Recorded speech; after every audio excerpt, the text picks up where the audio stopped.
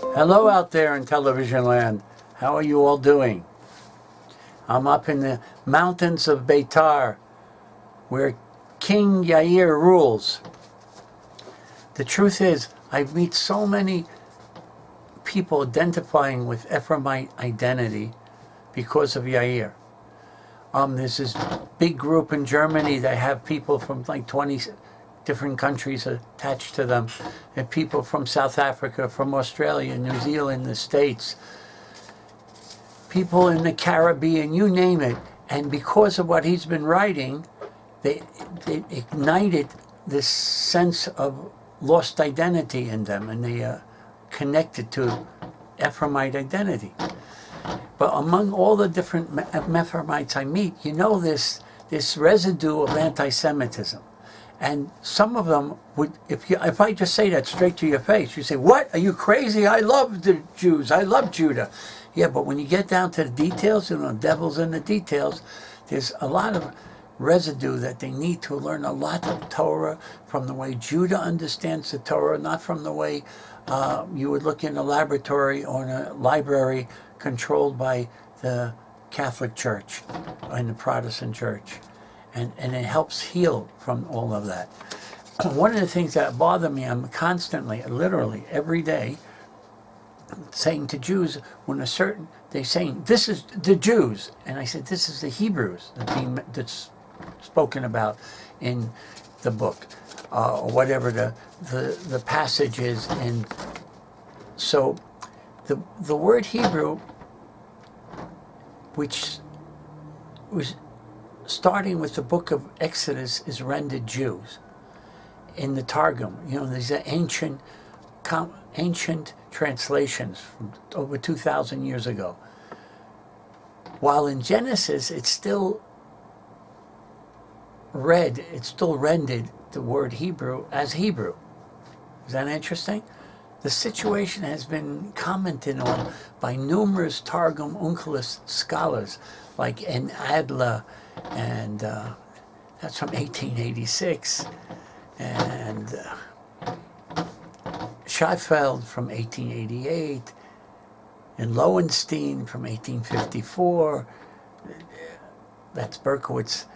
So they basically agree that the Targum, beginning with the book of Exodus, is referring to the Hebrews as Jews. And it's reflective of the fact that in the Second Temple period, that's how people spoke. And what's a Targum? A Targum is what? A translation. So it's a translation into what? It's a translation into the language of the nations, of the people. So the name originated with Jacob's blessing of Judah, right? Remember, guys? What was Jacob's, which described in the following way different approaches to the name. But it all comes out at the bottom of all the scholarship. He says, Judah, you shall your brethren praise. Genesis 49. Rabbi Shimon Bar Yochai said, Rabbi Shimon Bar Yochai, what a guy. All your brethren will be called by your name. A man does not say, I am a Reubenite, I am a Shimonite, but he says, I am a Yehudi. All of Israel will call itself by your name. That's the word Jews. The only exceptions occur in Exodus 21:2, Deuteronomy 15:12.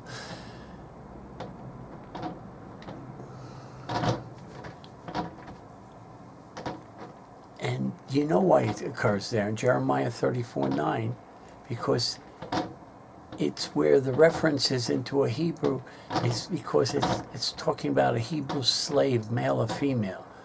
So in the Targum, readers will read Bar Yisrael, Bar Yisrael, Bar. That's to clarify it as a Jew, against those who would argue that the Hebrew slave does not mean a Hebrew Israelite, but only someone who may be descended from Abraham. point I'm making is it's not such a big mistake. It's not such a big deal when we call Hebrews Jews. But we have to remember, and it's important that we're in an end times, that Abraham was the first Hebrew, and from whom came all the Jews, came all the tribes. Remember in the book of Esther, you remember, I know, you were right there, you remember, you too, you also remember. Mordecai is described as a Benjamite, but what did he introduce himself as? As a Jew, as a Yehudi. It's not an insult to Israel for people to say Jew. The word Judah has God's letters of his name in the word.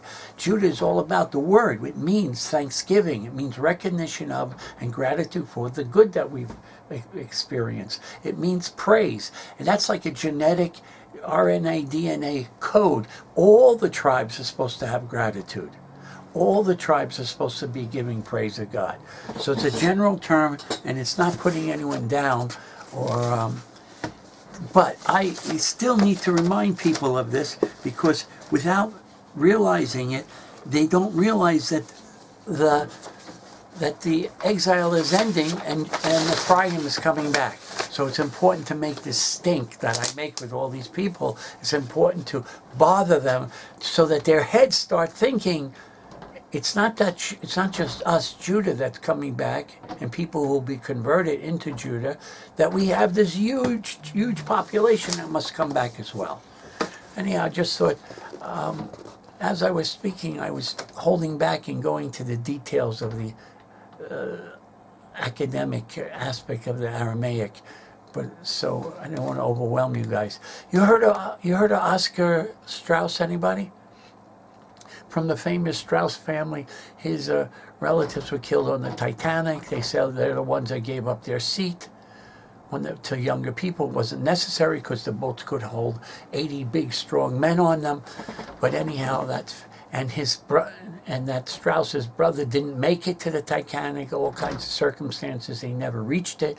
So they came to Israel full of gratitude for and the good they had received, and they built up places in Israel because of that. So Oscar Strauss was a American ambassador. He was a lawyer, he was a diplomat, and he studied the religion. He wanted to understand the religious zeal of the founding fathers of America. And it reads like something that I could write, or that Yair Davidiy would write.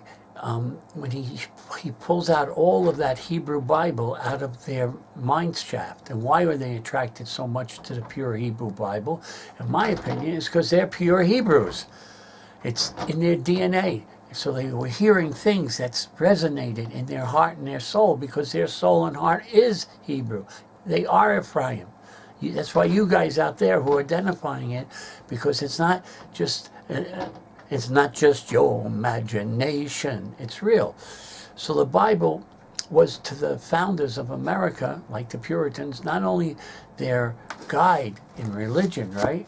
Not only their guide in religion, but the textbook in politics. They studied our Hebrew Bible and applied it to teaching with a thoroughness and literal devotion that no people escaping only the Jews and perhaps the Scotch had ever exemplified, for they seemed to recognize a striking similarity of the children of Israel under Moses and Joshua. They quoted in its text with a literal application.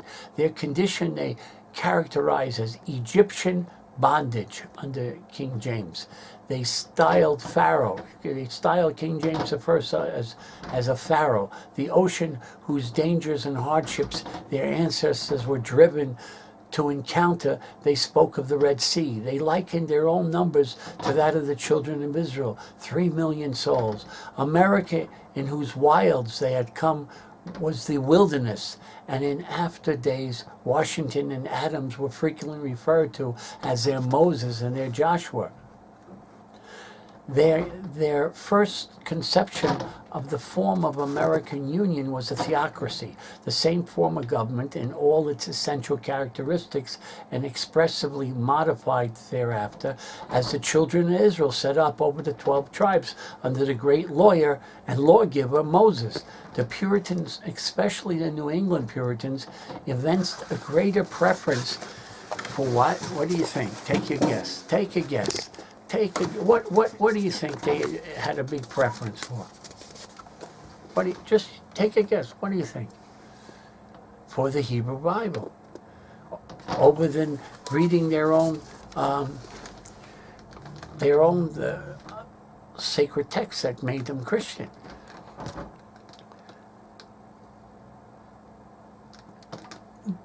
The ministers mustered not only in the ranks of the Continental Army with the firelocks in hands fighting the battles of the Revolution, but on a Sunday the eloquent voices were heard from the pulpit and in the camp denouncing not only as false in principle, but as against the true spirit and meaning of the scriptures, the slavish doctrines of unlimited admission and non-resistance, while they explained how they invented by crown and court chaplains